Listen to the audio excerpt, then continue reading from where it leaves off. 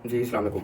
अच्छा जी, बहुत ज़बरदस्त किस्म का सवाल है। देखिए, मेरे माइंड में चीज़ें नहीं होती, आप लोग कमेंट्स करते हैं तो मैं आपको रिप्लाई करता हूँ, मैं एप्रिशिएट करता हूँ आपके सवाल को। देखें, स्पाइनल मस्कुलर जो है एट्रोफी, इसको हम एसएमए भी बोलते हैं उर्फ़ आम के अंदर।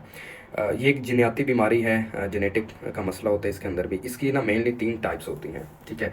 अब जो पहली टाइप है उसके अंदर जो है वो तकरीबन 6 माह की उम्र में जो है वो तशख़ीस हो जाती है। इसमें अब क्या होता है कि 6 माह की उम्र तक बच्चा ना गर्दन सँभालता है, ना बैठता है, और दूध पीने में भी मुश्किल होती है, सकिंग यानी कि वो नहीं कर पाता बच्चा। उसके अलावा जो है साँस का इशू बन सकता है, उसको प्रॉपर साँस नहीं आता, या रेस्पिरेटरी फेलियर का भी ख़तरा इसमें बढ़ जाता है, ठीक है? और अगर इसमें बर वक़्त इलाज ना किया जाए तो जानलेवा भी ये साबित हो सकता है। अब जो दूसरी किस्म है, दूसरी किस्म जो है वो 6 महीने से 18 महीने की एज तक जो है वो आती है। उसमें ये होता है कि बच्चा बैठ तो जाता है लेकिन खुद से खड़ा नहीं हो पाता, ठीक है?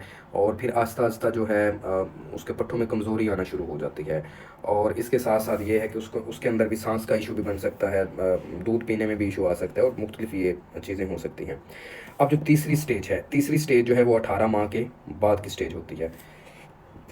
अब इस स्टेज के अंदर क्या होता है कि बच्चे जो है वो स्कूल भी जाते हैं, स्कूल गोइंग होते हैं। उसमें ये होता है कि बच्चे आहिस्ता-आहिस्ता गिरना शुरू होते हैं, सीढ़ियाँ चढ़ने-उतरने में मुश्किल होती है, पट्टों में ज़्यादा कमज़ोरी होना शुरू हो जाती है। अगर वो बैठ जाएँ तो उनसे उठा नहीं जाता, ठीक है?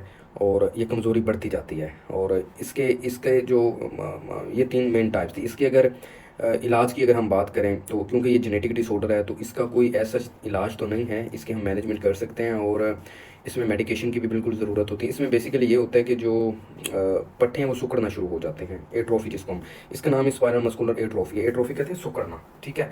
तो इसमें जो है इसका जो तशख़ीस है मजीद, एक तो ये है कि इसका जेनेटिक टेस्ट करवाया जाए, और दूसरा ये है कि ईएमजी टेस्ट करवाया जाता है पट्ठों का, या पट्ठों की बायोप्सी की जाती है, मसल बायोप्सी उसको बोलते हैं, और वो उसका छोटा-सा टुकड़ा लेके उसकी टेस्टिंग की जाती है।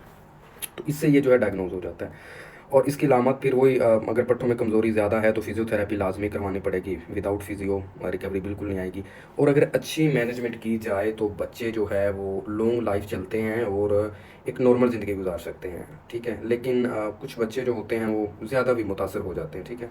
तो इसीलिए मैनेजमेंट बड़ी ज़रूरी चीज़ है, और जितनी जल्दी मैनेजमेंट करेंगे रिज़ल्ट उतने अच्छे आएँगे। खुदा हाफ़िज़।